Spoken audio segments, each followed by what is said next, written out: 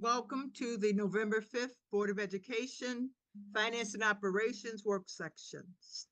I am your I am Paulette Woods, your chairperson, committee chairperson, and today we have a very important presentation concerning the internal audit function.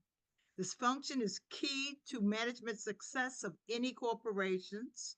And for a little bit of background, the five key responsibilities of an internal auditor are to assess and improve risk management, to evaluate and improve our internal controls, to ensure compliance with laws and regulations, to conduct operational and financial audits and committee findings, and to make recommendations to management. These responsibilities help safeguard our assets, improve our efficiency, ensure our operation and organization operates in a way that meets its objectives. So just remember the five P's of internal auditing is purpose, process, people, performance, and progress to provide a roadmap for long-term success. Buffalo Public Schools has taken the steps to strengthen our management systems by adding Sharon Fung, an internal audit director, to our staff. This position reports to the Board of Education to ensure objectivity in the review of management operations. So with that introduction, I will turn the meeting over to our superintendent, Pascal Mabanga, for any further comments and directions. You have the chair, Superintendent. Thank you, Chairperson Woods. Delighted to be here, and I think you did a good overview of the meeting. Without further ado, I'm going to introduce Ms.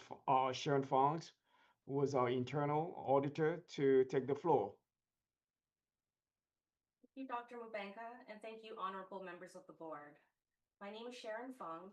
I joined the district at the end of April as an in-house internal auditor. Today's presentation is meant to be an informative session on the internal audit function at the district, specifically the role of internal audit, the expectations of the district's internal auditor, and how this function is governed. I'm also happy to go over a few key distinctions between the district's internal auditor and external auditor, followed by any questions. Next slide, please.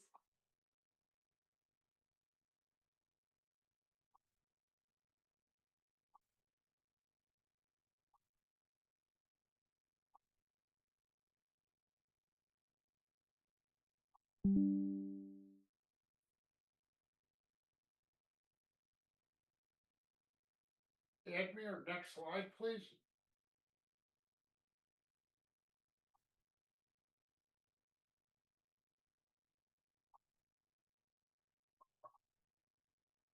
Next slide. Two more slides, please. In 2005, New York State mandated that all school districts over a certain size are required to establish an internal audit function.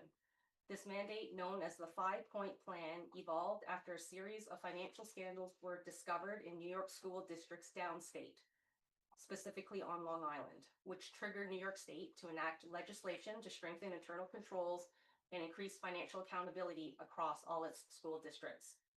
To address the state's mandate, the district implemented policies to establish an internal audit function and to specify the duties of its internal auditors. These policies have been posted in the session's agenda and board docs for your reference. Internal audit operates as a distinct and independent function within the district itself to provide the board and management with independent objective assurance services and recommendations to improve district operations.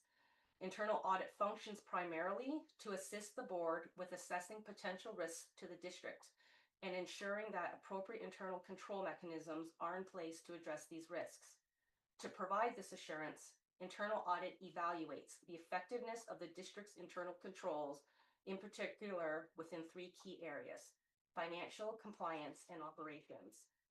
In its advisory capacity, internal audit also helps the district by offering insights and recommendations for enhancing its internal controls to strengthen the district's overall control environment.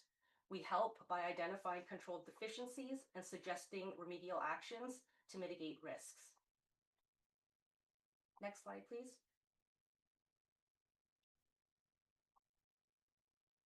A key responsibility of the internal audit team is to develop and continually update a comprehensive risk assessment of district-wide operations. A risk assessment involves the identification of potential risks or threats to the district and the evaluation of the potential impact and likelihood that these risks occur. The purpose is for internal audit to prioritize high-risk areas to focus our efforts on, because central to the role of auditing internal controls is the formulation and the execution of an audit plan. A risk assessment can either be developed if one does not exist, or one can be reviewed and updated. But irrespective of the approach, a risk assessment must be performed at a minimum on an annual basis to account for changes in the district's operating environment and any changes to laws, regulations, or internal policies. To account for these types of changes, risk assessment procedures are performed and must include at a minimum the review of district financial policies and procedures. A more robust and comprehensive risk assessment, however, also takes into account compliance and operational activities that could also impact the risk profile for the district. Internal audit reviews not only financial related documents, but we are also responsible for reviewing district-wide policies, regulations, procedures. Also, during the risk assessment process, we hold discussions and interviews with management and with personnel to obtain their insights and input into what their perceived risks are for the district and for their departments.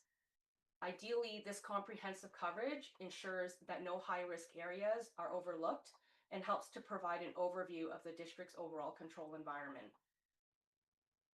The risk assessment is used by internal audit to create its audit plan. It's a risk-based audit plan for the fiscal year.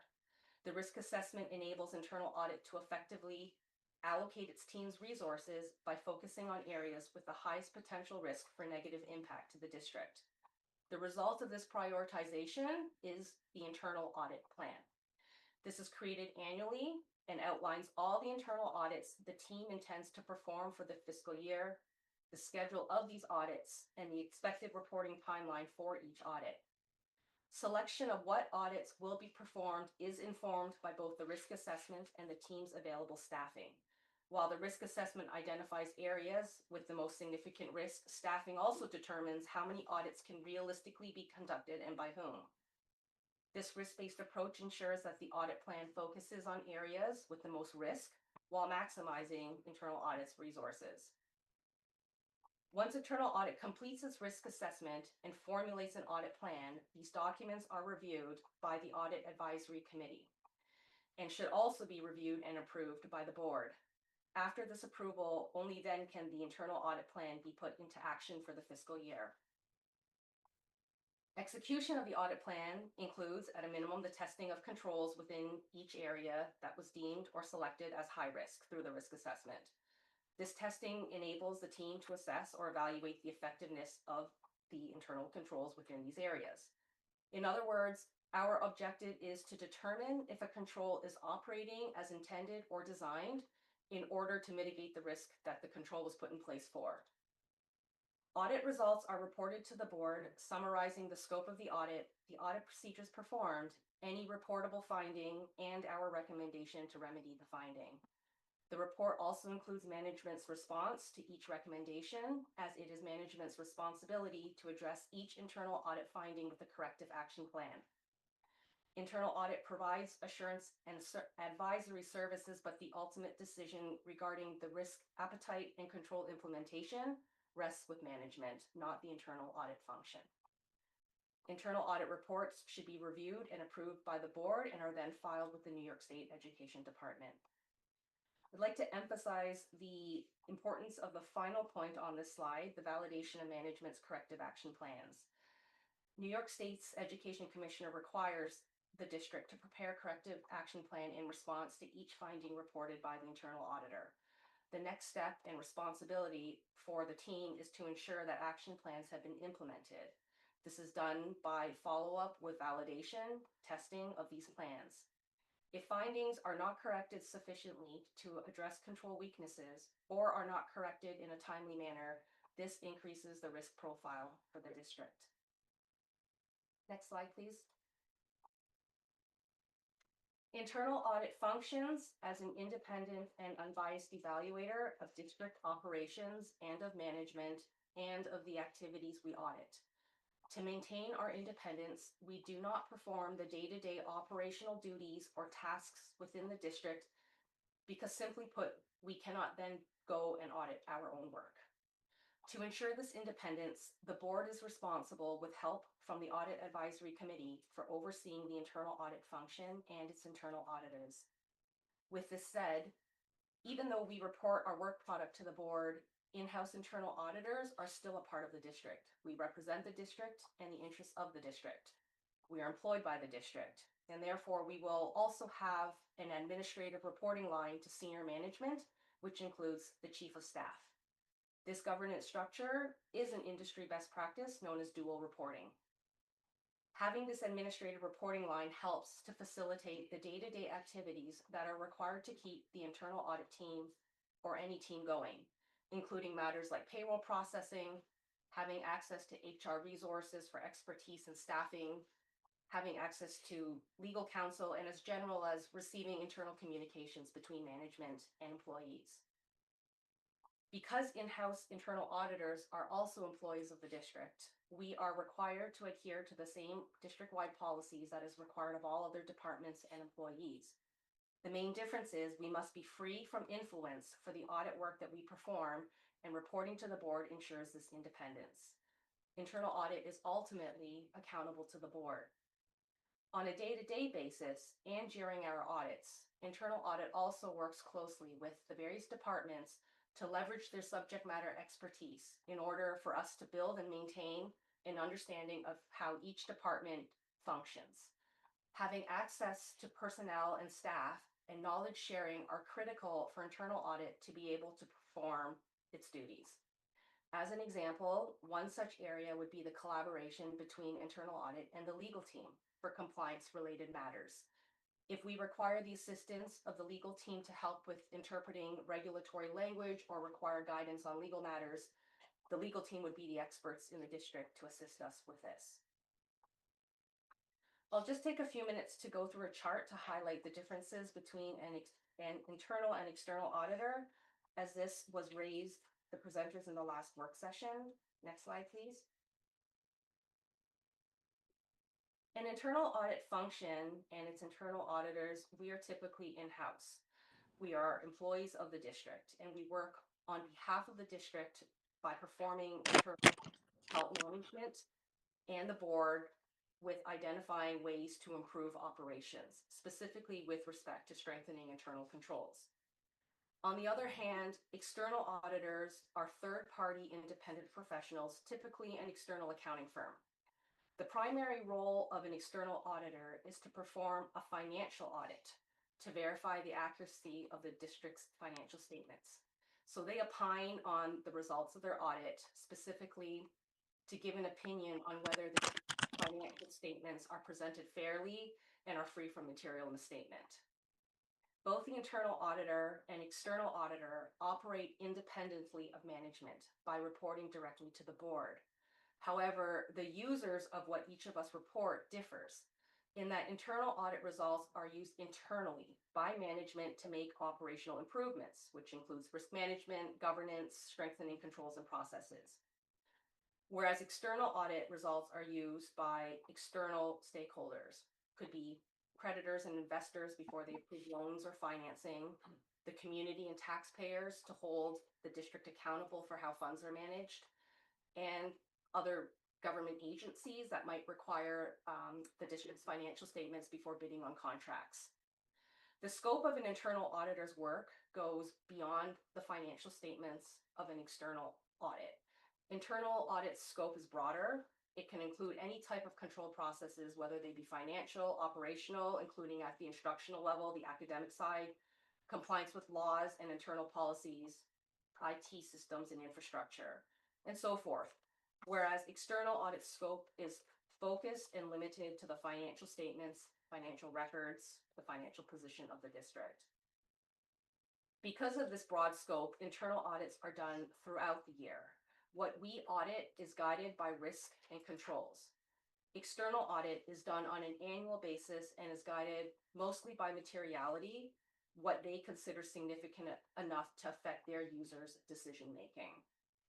An external audit typically stops at reporting problems, whereas internal audits provide recommendations for continuous improvement. So just to summarize, internal audit, we focus mostly on efficiency and operational improvements. External audit focuses on the accuracy and compliance with respect to the district's financial statements. I'd now be happy to take any questions from the board. Thank you. Chair Woods, if Thank you you. don't mind me interjecting a little bit here. Um, Sharon Fong, if you don't mind, I know you came on board around April, if I'm not mistaken. Can you just give our board, not only our board, but our audience overview of your background? I think that would be helpful. Everybody can really notice that she's really knowledgeable, but I really wanted her to give us a little bit overview of her little bio. 1 or 2 minutes. Thank you, Dr. Mabenga, for your question. So I started with the district at the end of April, so about 6 months now. Previous to my role here at BPS, I worked for the NFTA within their internal audit department for almost 2 years. Before that, I was with a bank, a publicly traded bank within their internal audit department as well. I am originally from Canada. I have a Canadian CPA and CA. I started my career many, many years ago in public accounting as an external auditor with PwC in Toronto.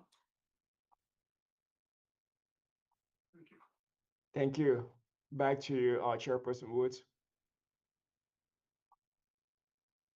Okay, we want to take questions from the board, but the main thing that you hear is that the internal auditor is our partner, our management partner, to help us improve our operations and to point out any weaknesses and help make sure we successfully and efficiently operate. So I'll take any questions from the board. I'm looking to see if there's any hands up.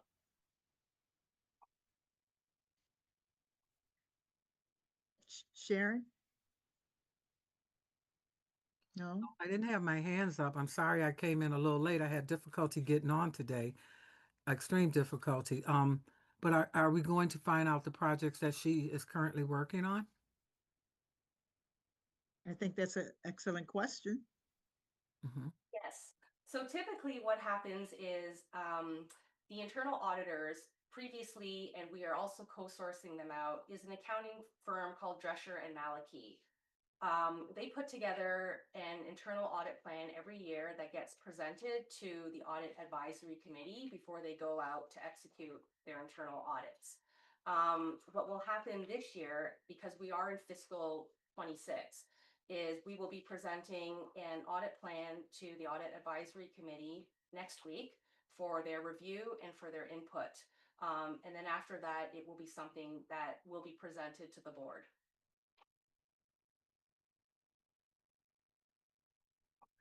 So are you currently saying that you have not worked on anything since April? Go ahead. Hi, this is Jim Barnes. Just a couple of points, and I'll get right to your question, Mrs. Kaplan. Number one, the establishment of this position and the hiring of Sharon was something Andrew and I have been trying to get implemented for over a year. This is an extension and an enhancement to our current third-party internal auditors called Dressler and Malecki. We wanted a more robust internal audit function, and that's why we moved in this direction. Mrs. Cotman, what Sharon's been doing since April is getting the lay of the land. It's a huge organization, and she's already gone out, met various departments, worked with Andrew and I on understanding various processes and procedures, but just as importantly, what the main function of each department is and the critical procedures within that, so she can now start formulating her plan. Working currently in conjunction with Dressler and Malecki, and you'll get the specific plan outlined, I don't know, in a month. In about a month. So I'm a little confused. Okay. Yeah. I thought that we had the right Chairman Woods and Dr. Mubanga to request certain specific functions of this auditor, that this auditor did not report to the chief financial officer, but Yes. reported to the president of the board. And I understand orientation, getting somebody up and running. However, okay, I'm under the impression that certain things are being done already on behalf of the board. From April to November, okay, I can do the math. That's 7 months. You got to understand that Chairman Woods, the conversations that we've had in the past about this, and this is surprising me today. That's all I want to say. That I understand that there are procedures, but what it sounds like to me is that this is an auditor position that should be solely under the chief financial officer, and that we still are in need of an additional auditor. And I'm confused at this point because I thought that's what we were getting, Chairman Woods. Let me clarify. About a month ago, I had a conversation with Miss Fong. I think she was working pretty much embedded in finance department. So that was not the original plan when she was hired. So we had a conversation. We were able to pull her away from finance so she can really perform a duty as internal auditor and being really independent. That's just been only about a month. From that point, she knew what was her marching order, and we had a conversation with finance as well to make sure that the two positions or the position was really separated from our finance departments. So that's where we are. So I'm talking about a month ago. That's where she pretty much got a marching order how she need to do her job as internal and the independent auditor.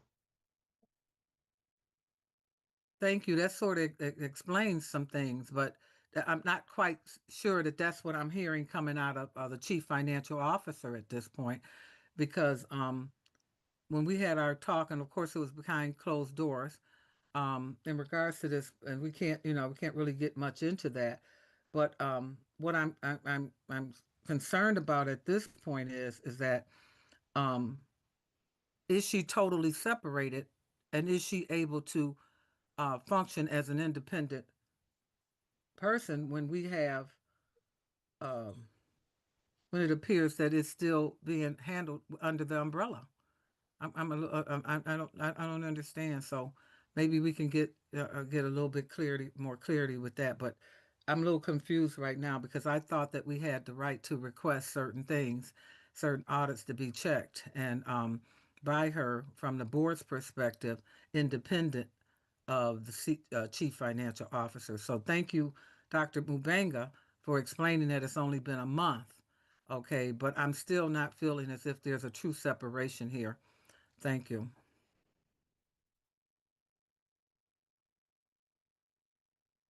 The discussions on the creation of this position, as Ms. Cotman has indicated, and our chief financial officer is well aware, is that the board has brought to the chief financial officer some concerns that we wanted to look at and strengthen controls over. And some of those areas could lead us to uh, questions from our external auditor. So our internal auditor is supposed to be our partner to look at things that we need improvement on. Inventory controls, overtime usage, but definitely the understanding other than okay, I could understand she needs to get oriented, but meeting with the board so that we can say these are some areas of concern that we observed and that we would like her to look into, and for her staff to put some focus on. That is why the position reports to the board. And as she indicated, she's well aware you cannot audit your own work, so she cannot be part of the finance, do the work in the finance department. She cannot uh, work for the chief financial officer. That isn't independent. So uh, I am looking forward to. I was looking forward to some indications of what areas of concern uh, after reading what our external auditors pointed out were problem areas, what areas that the director of audit was interested in and felt that were our key areas that we should be looking at. So I'm looking forward to actually meeting and having a discussion with our audit director, because the board does have some current concerns, and there are key areas that each of our board members have brought uh, to the attention of management, that they're key areas, expenses that are need some controls. And so I'm looking forward to actually having a discussion further with audit, our internal audit director. Let me make a few comments, just responding to board member comment. This independent auditor, that's your person. And I think as the board is organizing itself, this person will be able to work with you, work with a finance and operation committee, and you are pretty much the one that is going to direct this person on how to go by and doing the work with her specific expertise as well. So we were able to separate her from finance. And I said this, that's happened about a month ago. And moving forward, that's your person. And we are looking for this person to work closely with finance and operation subcommittee and how to move the district forward. Thank you. But Dr. Mubeng, it seems as if there still is an additional void in the finance and operations, that there is still a need for the other type of auditor, is somewhat what I'm sort of hearing, to do the things that um, may come up under that umbrella with the chief financial officer. I'm wondering if we need an additional position over there, because this internal auditor was not created to function. The position originally, and my understanding is it was not set up to function in this capacity with directly with the president and the board side. It seems like there still is a need over there, and maybe Chief Financial Officer Barnes can explain if that's true, because I don't imagine that this position um, meets the needs of what he currently has structured. From what I'm starting to feel, it's just I'm feeling that there might be a void, or there may be an additional position that's needed. Uh, Thank you. I'll respond to that. Yeah, we do currently have a vacancy for a senior auditor. Um, Number one. So it's no addition to the budget. It's a position that we've been searching to hire. So your point is right on, Mrs. Scotman.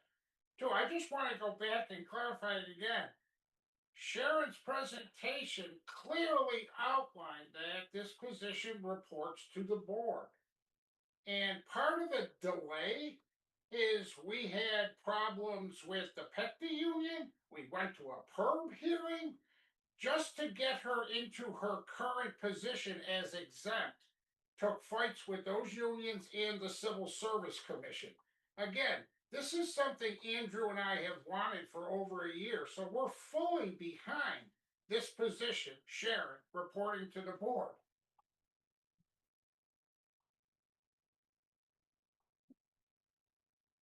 Thank you. Question, Madam Chair. I'll recognize Dr. Kathy Evans Brown, President. Yeah, I'm a little confused also. So when does this position go into effect?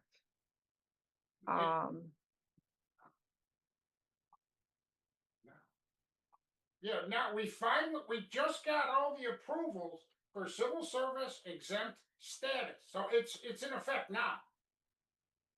And tonight's is an introduction of Sharon and a review, which I think she did an excellent job of clearly laying out the responsibilities and the governance and reporting. So tonight's the introduction. Okay, so this is, so, you know, it's new to all of us, Yeah. granted. That's right. And I think the board will need more time to regurgitate, you know, our needs. We talk about them, we talked about them for years, in terms of where we want to, for Sharon to begin, because we always had issues with, the amount of overtime that was spent on various projects, um, looking at, you know, supplies that aren't being used, for example, and so on. So, yeah, the board's going to have to wrap our heads around how we want to best utilize our internal auditor. Understood. Jim, are you going to, what's the progress on filling your vacant position? Because if you don't have anyone to actually do reviews in internal audit reviews from your department, then I guess that's what the function for the last 6 months has been of our position, of our audit director. And one person can't do everything, so there will be a need for some staff for her to work with. Agree to that, but you know, in the meantime, we do our own auditing of every invoice, payroll audit. We're doing all that. Again, this is an extension, a much needed extension of the internal audits, because nobody wants better controls than Andrew and I. But this is going to extend into areas like 1/200th and where there's $20 million of overtime incurred, and policies and procedures for submitting special education forms for reimbursements.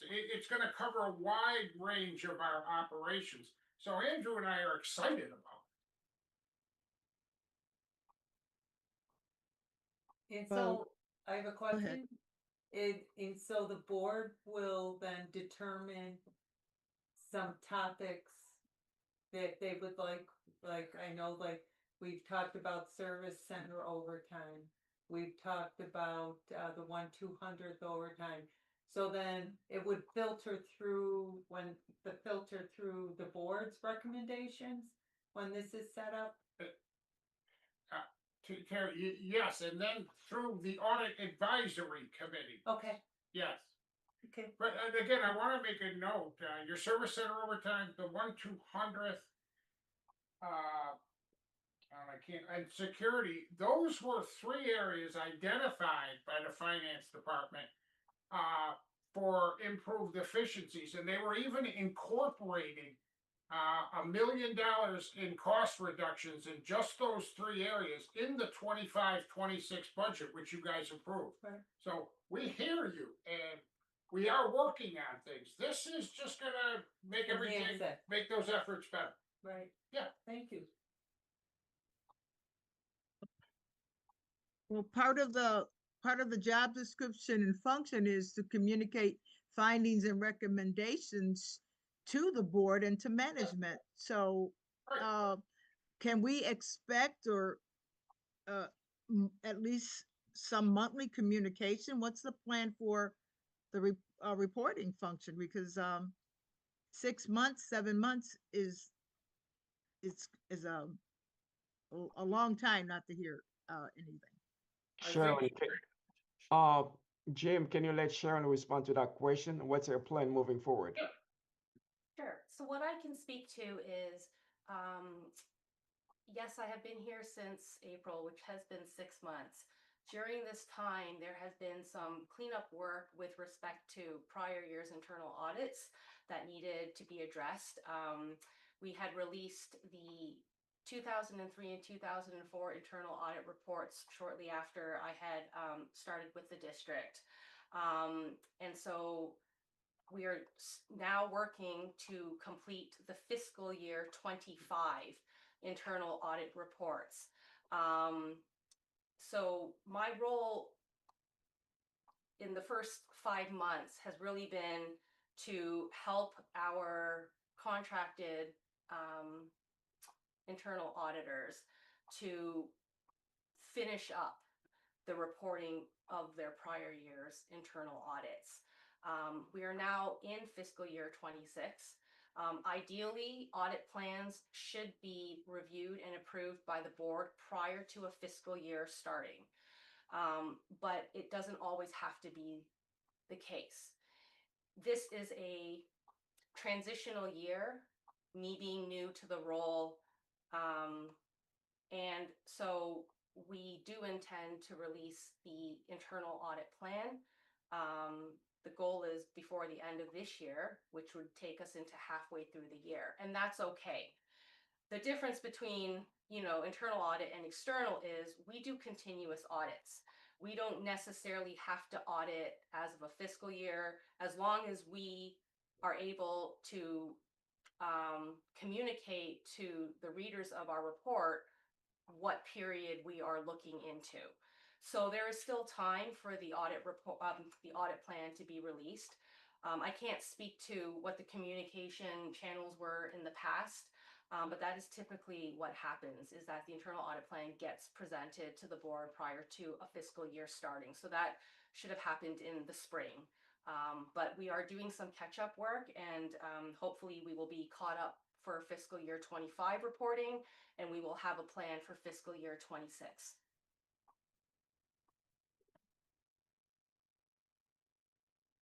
Again, I think that the board needs to meet with our internal audit director, because there are some revenue concerns, maximization issues that we would like to direct your attention to.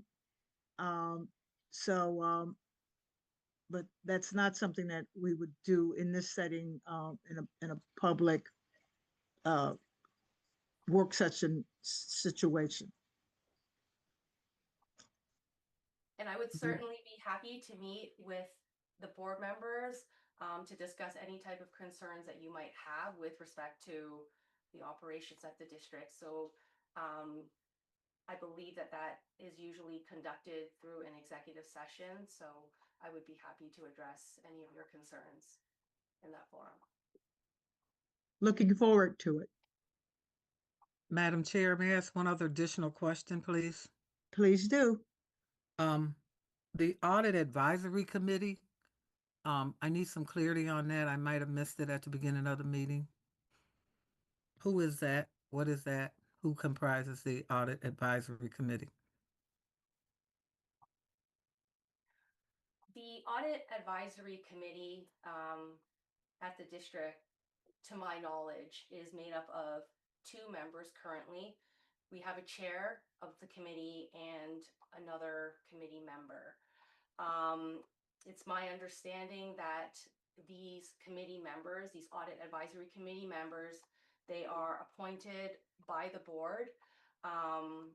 Their appointments predate my time here, so I'm not too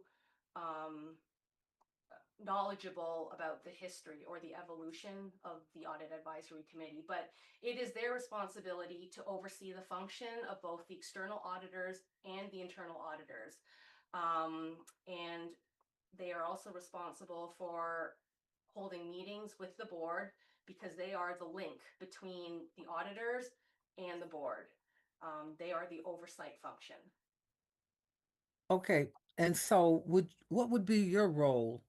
Would you be overseeing them? What is your role in the audit advisory committee? I need some understanding. Internal audit function and the internal auditors, we do not oversee the audit advisory committee. They oversee us with the assistance. So they help the board with oversight of the internal auditors. So they work closely, or they should be working closely with the board. They are a committee that if there are any issues or concerns, that the internal auditors or external auditors would reach out to them for guidance. But it is their duty to kind of be the connecting piece between the auditors, the internal auditors, and the board.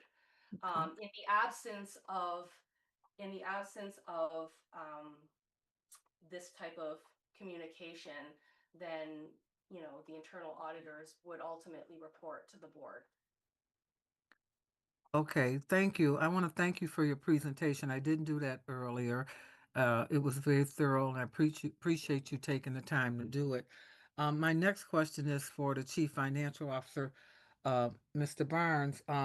Mr. Barnes, this Audit Advisory Committee, when do they meet, and how often do they meet, and who's on that committee? It's Pat Johnson, a professor at Canisius, and Matt Colesi from M&T, isn't it? KeyBank. From KeyBank. They meet quarterly or on an as-needed basis, but they get most active during our external audit. And now that we have the internal audit position filled and going, that function and that activity will also be meeting with them to review. Are they paid They'll employees? become more active as well, Mrs. Cotman. Are they paid employees? No, And so their previous reports, how does the workflow? How does they meet? Do they put together a report? Where does the report go to? Just trying to get some clarity. sure. They will issue statements, and now that we have a more robust internal audit, they can issue summary reports for the board on any issue, but mainly on the activities and reports put together by the internal auditor and our external auditor, Lumsden and McCormick.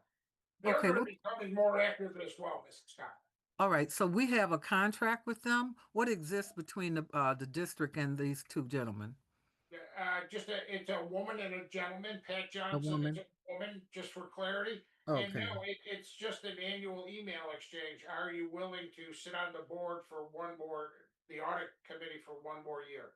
Okay, and so it has been outlined to them what the requirements of this is. In other words, Oh, they're experts.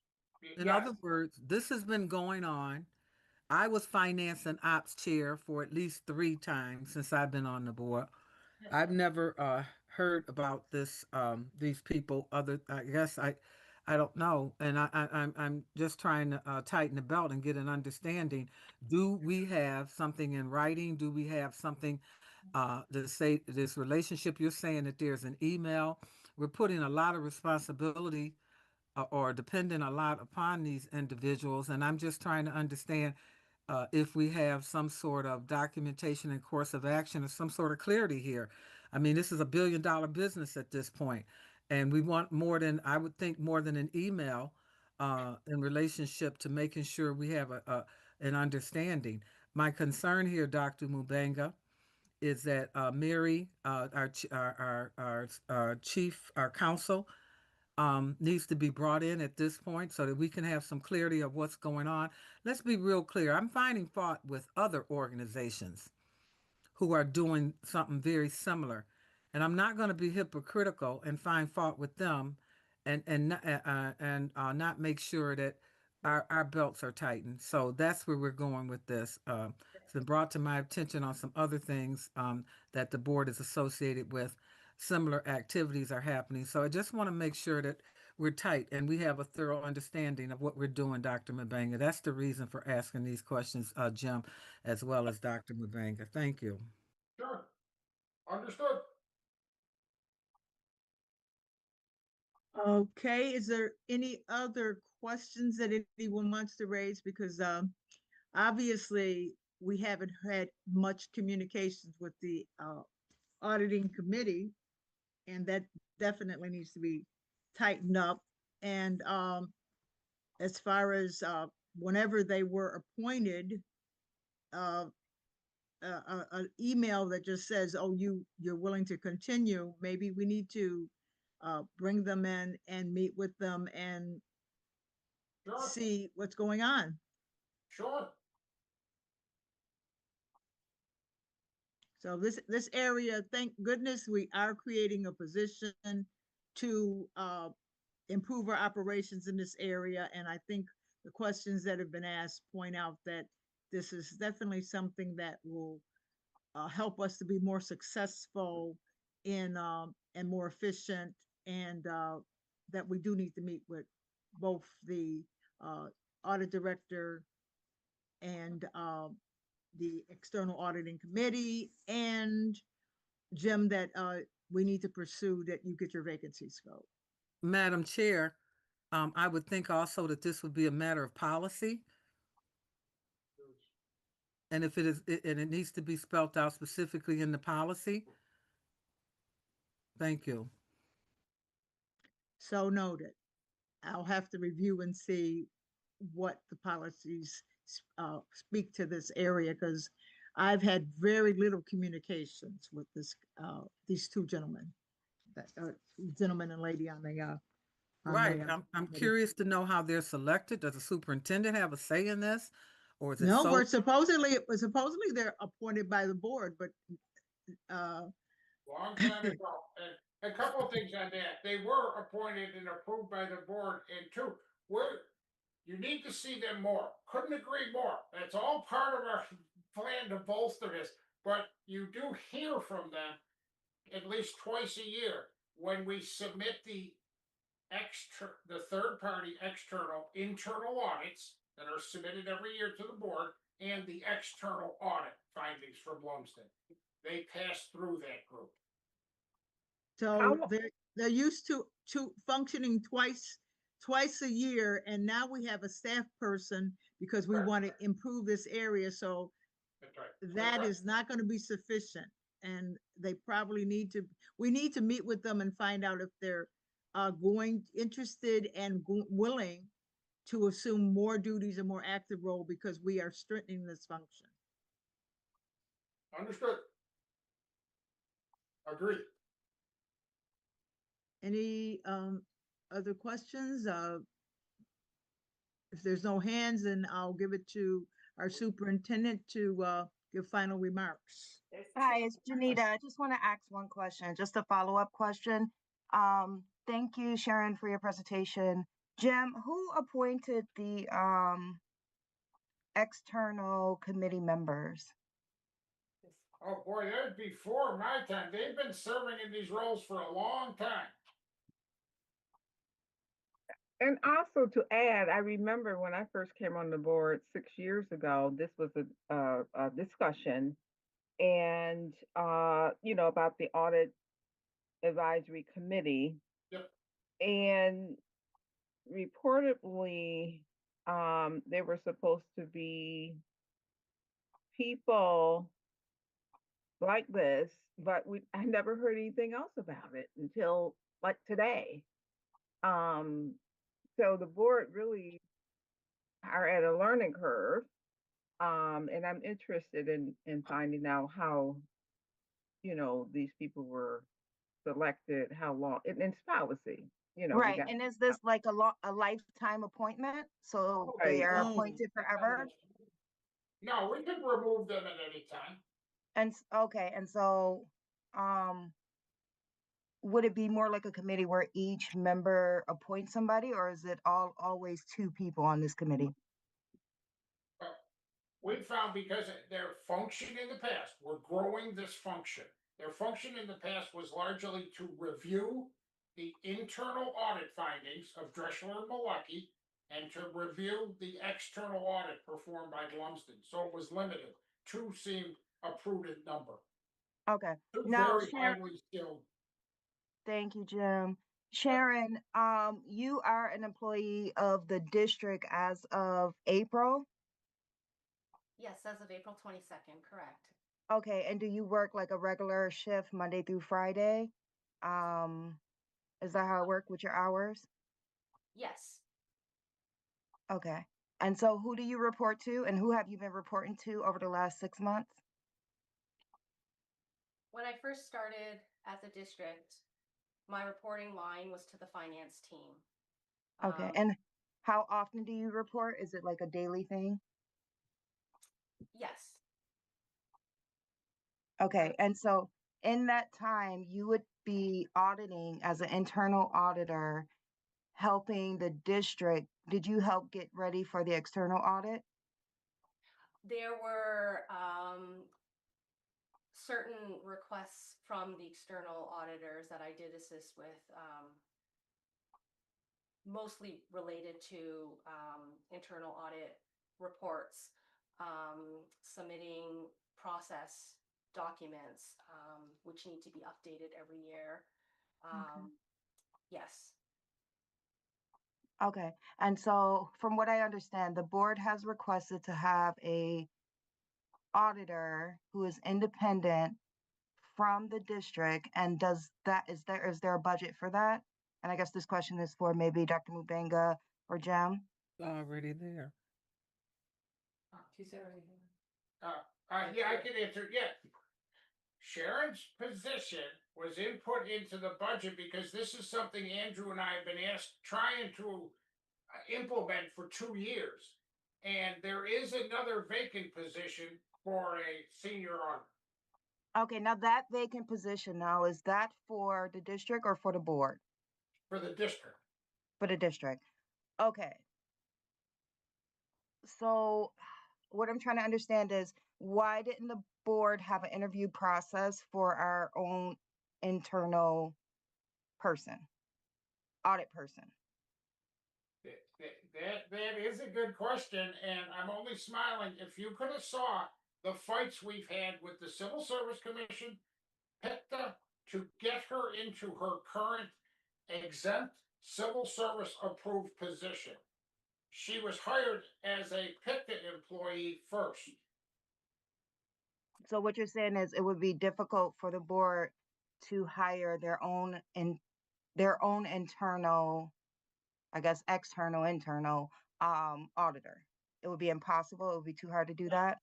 Not impossible.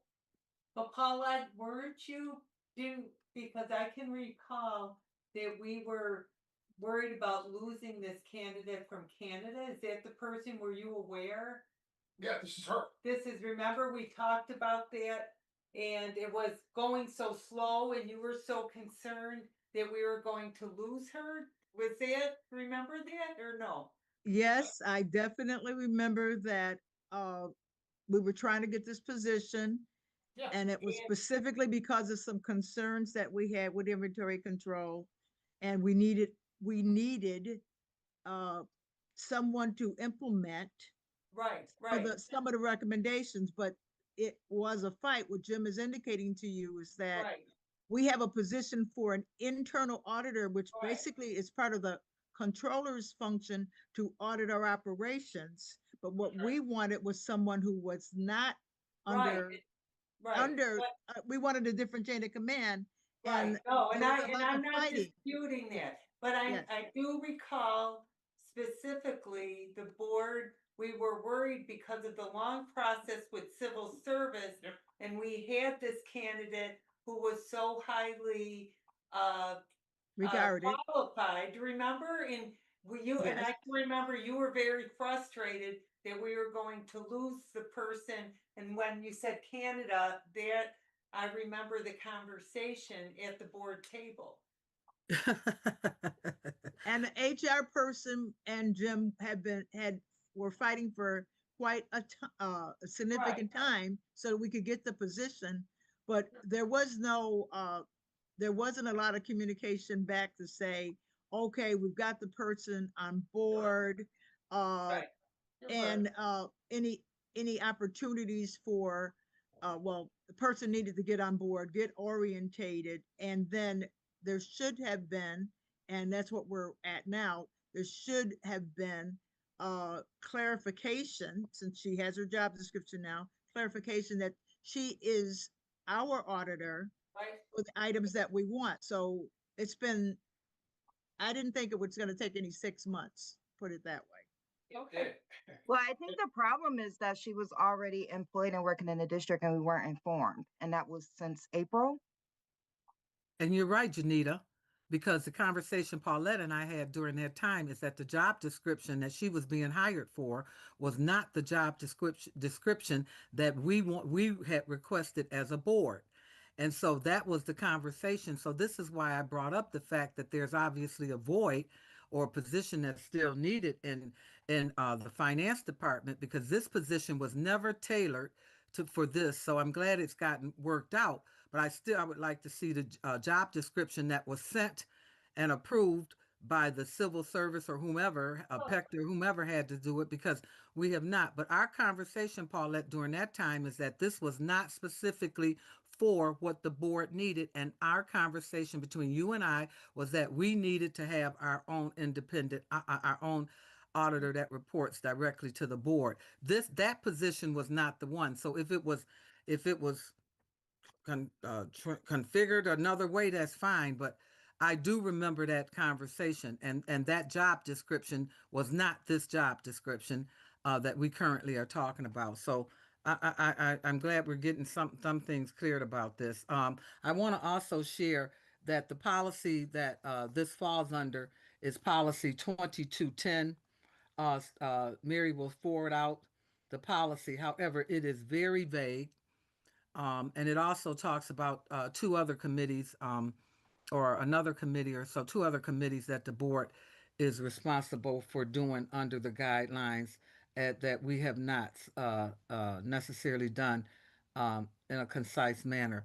So the policy 2210 mentions the fact that the board will hire, but or an auditor, but it does not explain the procedures or how we go about that. So maybe that's something that we can get tidied up before you leave the board with your level of expertise, because Lord only knows, um, what else we're overlooking at this point. Thank you. That's confusing I too when agree. it says the board will hire, but then we are not actually going through the hiring process. And so that needs to be clarified too, because if the board will hire, then we need to have interviews just like we did with the superintendent, just like, we need to actually hold an interview and decide who the person is coming in. If the policy says the board will hire. Thank you. I think that will be a personnel matter that should be in executive session um, to clarify this, because again, this is a new role, an expansion of the board's role. Um, we are aware that the controller has the auditing function for Buffalo Public Schools, and that works with the finance person.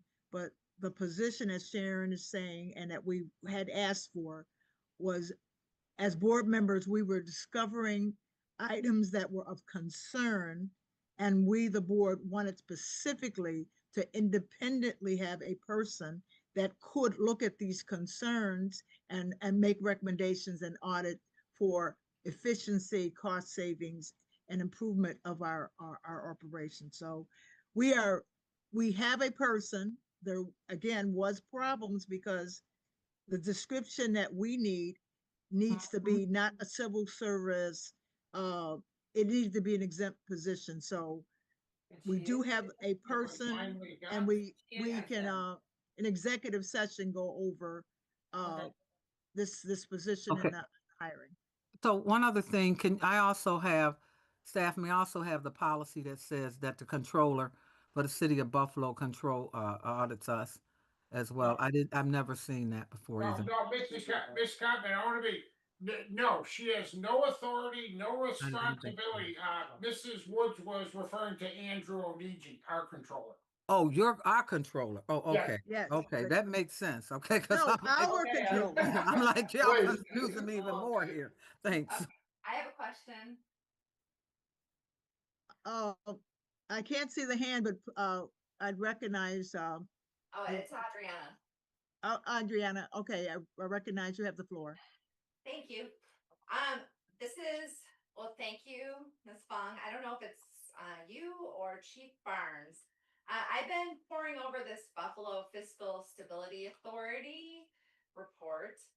I am on page 85. I'm just going to read from it because I had a question. I don't know if we're going to do something different or this just came up for me. So the Buffalo City School District's Board of Education approved the superintendent's fiscal year 2025-26 budget on May 28th, 2025. The adopted budget was submitted to the Buffalo Fiscal Stability Authority, BFSA, on May 21st, 2025, after the April 8th statutory requirement. So that would be my question one. Should we try to do it beforehand? What is that about? And then I had a second question. The school district has not yet submitted a 26 through 29 financial plan as required by the BFSA Act. The financial plan was required to be submitted to BFSA no later than May 28th, 2025. So I was just wondering about that. Okay, I will respond to those, please. Okay. Regarding a late submission beyond their deadline, that has been done in each of the last 5 years. We proactively tell them and we get an exemption letter from them. I can produce that for you. The reason for missing deadlines, there's critical financial data that is released after their established deadline that I put in my request for an extension, that our plans will be more accurate and more reliable if that information is included, and they quickly write an approval. The second thing you're reading, I don't know what's the date of that document. We went through an exhaustive 4-hour meeting with the BFSA to get our 4-year plan through 2029 approved by them. And Okay, I September 27th, came what is that? and presented that to this board, if you remember. Oh, okay, so that's taken care of. Yeah, it always has been.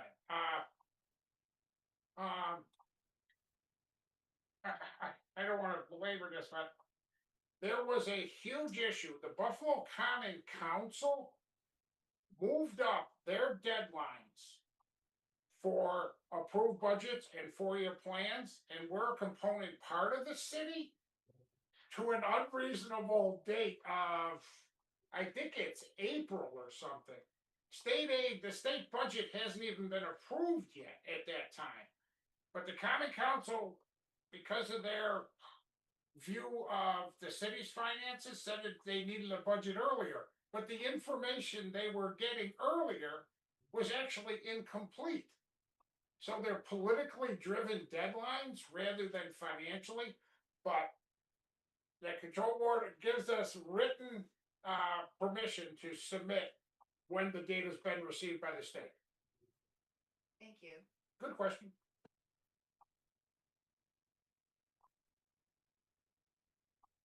Back to you. So Adriana, does that answer your question? We did submit a 4-year plan. It does. Thank you. Well, yeah, I know, we did hear about it, I just, okay, That's okay. I was looking at it now, I just got it, we got it a couple weeks ago, Okay. this. But that, as our CFO has indicated, that's an excellent question. Yeah. Again, we do have some areas that we need to define, policies that need more detail. And yes, we'll try to get this done before December 31st. Starting with meeting with the new auditor, the new internal internal audit director. Yep. Any other board members have any questions? Larry, anything? Okay, well then, Well, yeah, just real quick, I was, Chief Counsel Scarpine sent us some policies on the audit committee, and I think it would be wise of us all to read them thoroughly because there's a lot of misunderstanding as to how that committee is established and how it functions, who can serve on it. So yeah, there's much more context than what we are discussing here, and I'm just digesting that myself. I think we all need to step back and review all of that Mary just sent us. oh, I'm glad she sent it because I remember when I first joined the board, I wanted to be on that committee and attend their meetings. And I was given the impression that they didn't really have a lot of meetings and they would meet when the external auditors was doing the audit. So that didn't really leave anything for me to have input into. And now that we actually have a director of audit, that will probably change. The chairman of finance and ops should actually have a role on the committee. I agree. There's Well, actually language. I wasn't ever given it though. There's actually language, I read it quickly, that indicates that the audit committee could be members of the board. Yeah. Larry, again, I don't want to belabor it. Andrew and I, when I brought him on, we've been talking about this for almost 2 years to get to this point and get a person like Sharon on board. It's going to improve our control systems. But we're plopping it into the middle of a messy situation that was sort of withered on the vine. So we do need to revisit the policies, reconstitute the audit committee, because it's actually an audit advisory committee right now, which is different than what's in the policy. And it should have more members. I agree. Agree, according to the policy. Well, it could be actually a subcommittee of the board or the board as a whole.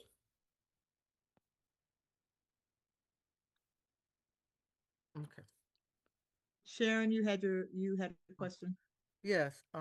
Also, there's some information under policy 5572 in regards to the audit committee. Yes, that was the one I was just reviewing Wow. myself. Yeah, well, thank you for sharing. 5572 is also the audit committee, and I want all the board members to have the information. So 2210 mentions it, 5572 that gives more details about it. All right, thank you.